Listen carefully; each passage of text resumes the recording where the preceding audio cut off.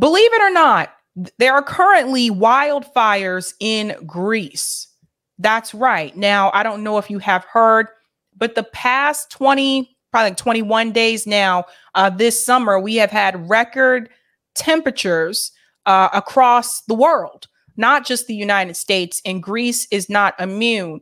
I want to make the connection here in reference to the fires that are happening in Greece and also Greece's economy, which was actually on the up, but now there are more concerns. So I want to go ahead and get started with this clip here. This should be a warning to all of you, whether you live in Greece or not. Wildfires here in Greece. Now, wildfires in Greece have turned into a catastrophic calamity. Raging flames are scorching Rhode Island, and approximately 19,000 have been moved overnight, most of them tourists.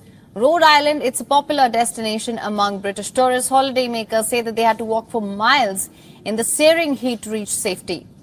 Now, wildfire broke out at a UNESCO-protected geopark in Greece's Peloponnese region. Videos showed large clouds of smoke and flames spreading across the landscape. So you can see those there.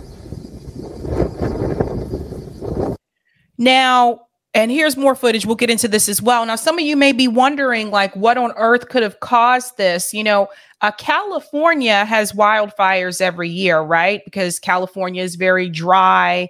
It's that dry heat. It's a different type of heat than we have here on the East Coast. During the summer here, we tend to have higher humidity.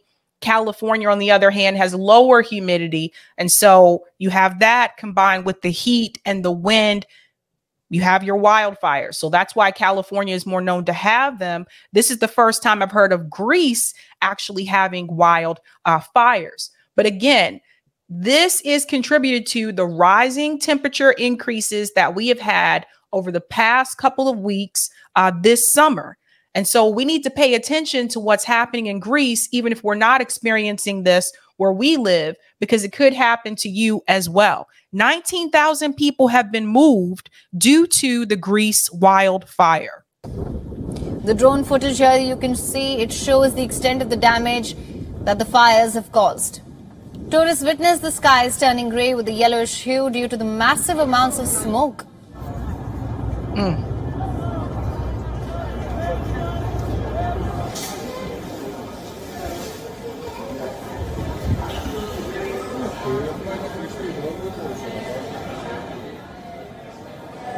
This also broke the record for the biggest ever fire evacuation in Greece. Tourists being evacuated off the Greek island of Rhodes were forced to sleep on airport floors while waiting for flights out.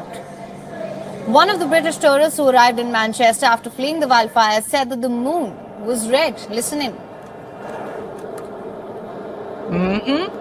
On our way back from the hotel, you could literally just see a whole cloud of smoke. It was horrible. We got really lucky because we were in Lindos the day before, but we were talking to people after, literally 2 hours after we left. They were covered in ash, just sat on their own like balconies looking over at the pool. They'd be covered in ash, and like the moon was like red and everything. It was horrible. The relentless fire gutted cars, left charred corpses of animals on the roadside. One of the evacuees compared the aftermath of the wildfire to a war zone. High-speed winds are fanning the fires. This has led to the blaze spreading uncontrollably on the 3 fronts across the island. So this is another problem that will tend to happen with wildfires. If you have high-speed wind, then that just actually contributes to it and can cause the wildfires to spread. I mean, we can't really control the wind, right? So it's going to be very difficult for firefighters to try to put those wildfires out because they're also battling the wind that's coming towards those fires as well. Let's continue on. Whew.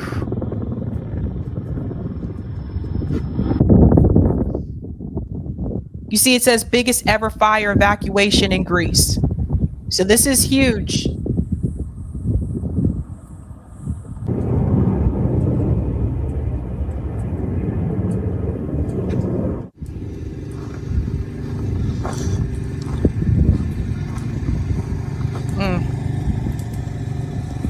Now, Greece is a pretty popular tourist destination too, by the way. Now, as per reports, the fire also spread to Corfu, another popular Greek island. Officials were forced to issue evacuation order after the wildfires began to spread across the region.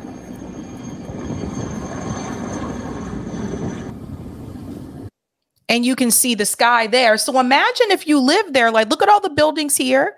Imagine if you're living there, you know, you're breathing in this air. So that's not healthy for you, obviously, right?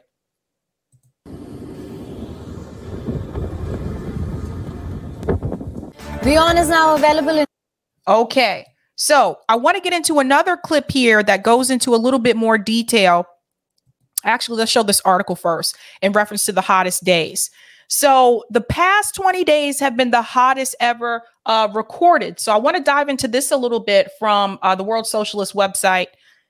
Listen to this. Saturday. Now, this article was released July 23rd, so or 2 days after. But Saturday marked the 20th consecutive day of the hottest temperatures recorded in human history. Since July 3rd, the average global temperature, the temperature over the Earth's entire surface, averaged over 24 hours, has remained above the previous high of 16.92 degrees Celsius.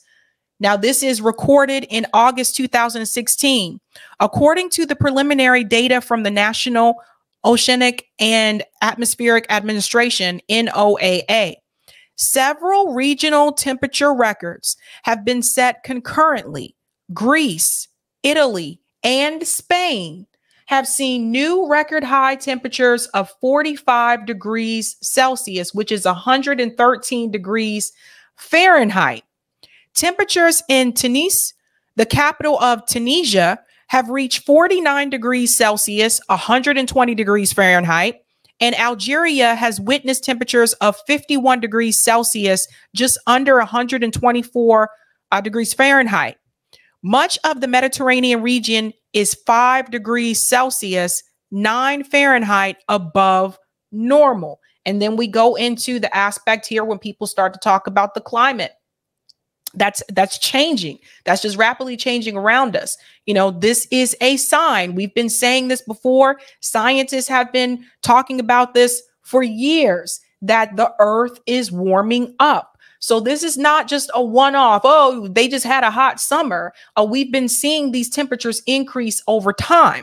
In the U.S., high temperatures in Phoenix, Arizona have stayed above 43 degrees Celsius, 110 degrees Fahrenheit for 21 days, and above 32 degrees Celsius, 90 degrees Fahrenheit for the past 70 days. Now, I know some of you may think, well, Arizona is hot during the summer. That's not unusual. That is true. But this, however, is unusual. So we got to think about people that are living in these desert climates. On parts of the U.S.-Mexico border where thousands of migrants are seeking refuge in the U.S. each day, temperatures have soared to more than 50 degrees Celsius, 122 degrees Fahrenheit.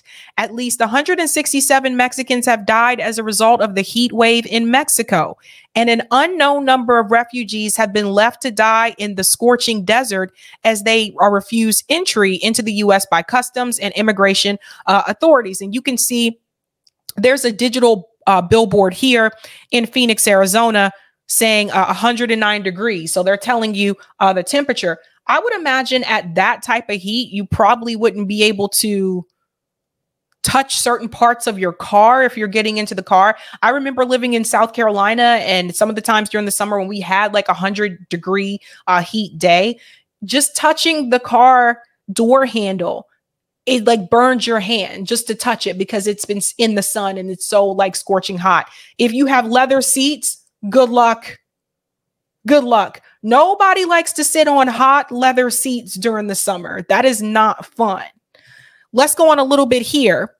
The two major factors of the current global heat wave are the onset of El Nino, a semi-regular pattern that warms the Pacific Sea, and the formation of 4 high-pressure regions known as heat domes, which simultaneously trap heat over a region and prevent cooler weather from moving in. The simultaneous heat waves across the world are a direct result of global warming. And notice they brought back the word global warming. When I was a kid, that's what it was called. They used to call it global warming. They used to talk about it on Earth Day. We had a little Earth Day t-shirts and all that jazz. And then somewhere along the way, they decided to, let's refer to this as climate change, I guess because it doesn't sound as bad, but the Earth really is warming. The uncontrolled release of greenhouse gases, primarily carbon dioxide and methane, into Earth's atmosphere by capitalist industry traps more and more energy from the sun, increasing temperatures globally and causing weather extremes regionally, from longer and more intense heat waves, wildfires, and droughts to more powerful hurricanes, and in a contradictory fashion to more frigid polar vortexes and torrential flooding. Now, when I was on vacation, one night in the hotel room, guess what movie came on? I tweeted about this. The Day After Tomorrow. Haven't seen that movie in a long time, but that movie just happened to come on. And I was watching that movie again, and I'm just thinking to myself, like, yeah, obviously there are exaggerations in that movie. It is Hollywood. They are there to entertain. Let's just be real. But what really is frustrating is when people just pretend it's not happening. Just pretend that the world isn't getting warmer. And we have all the signs right in front of us. You can see it. People experiencing shorter winters than usual. Longer summers, hotter summers. People have to pay attention to these things. And I want to talk about what's happening in Asia as well to show you this is a global issue. The ongoing heat wave in South Asia that peaked in April and May serves as an example of the stark dangers of climate change.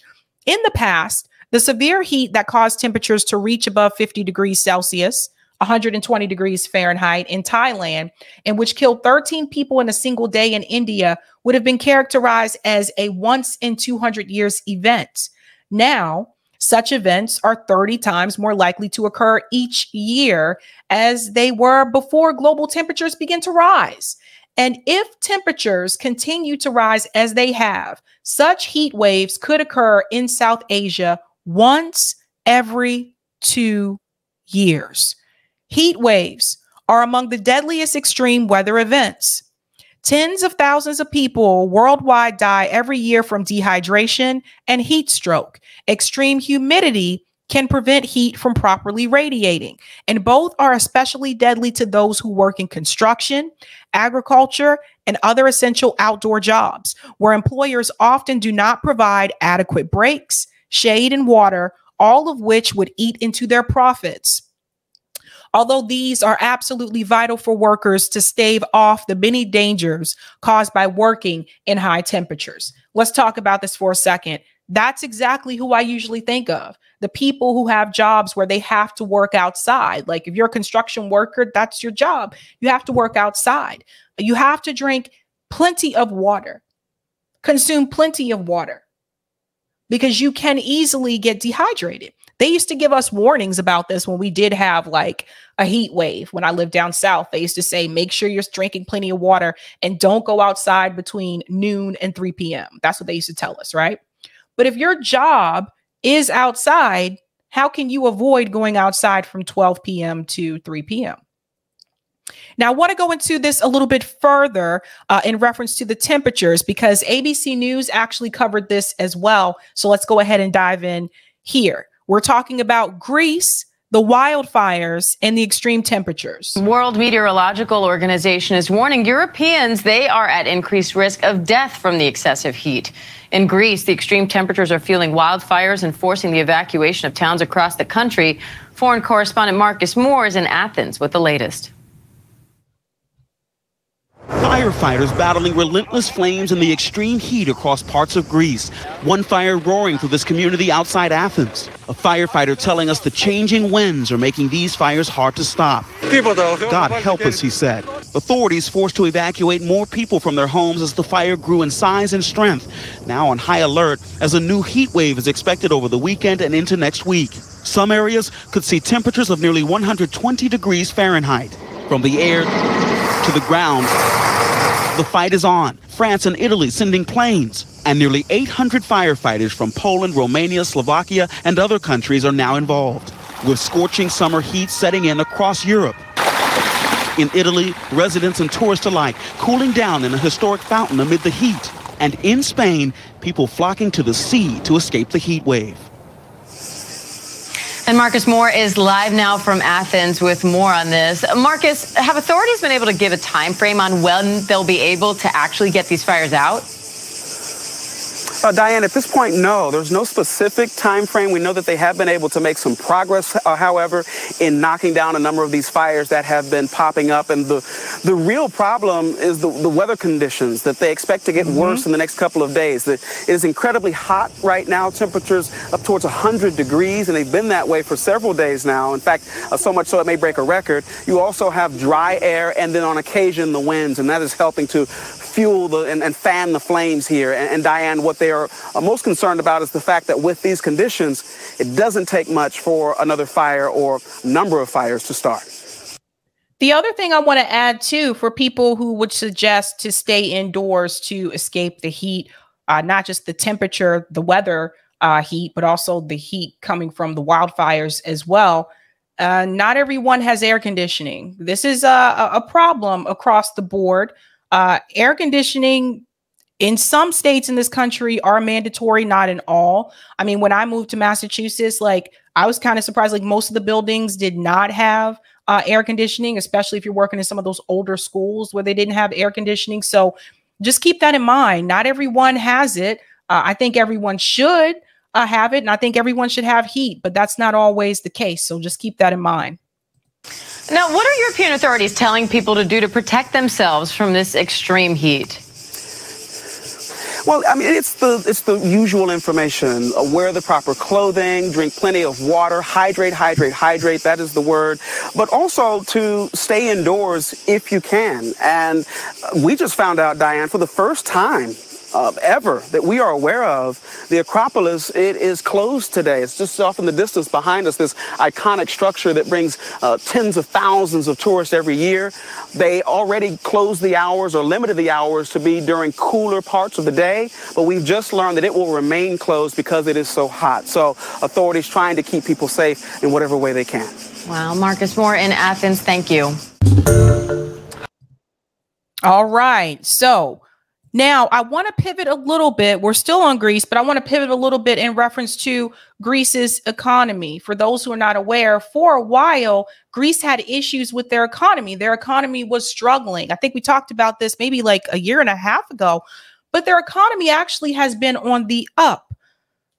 But there's still problems. And I want this all to be connected here. I want you to connect it. You have the wildfires that they're trying to battle. You have the extreme heat temperatures that they're trying to deal with as well. And then you also have this issue with their economy. And I want to get into this particular clip here that says Greek economic background. Let's see what happened to Greece. For it yet. It's not an easy place, and we should not pass the message that this is an easy place to do business. It has become better in the last years, certainly. We are competitive here.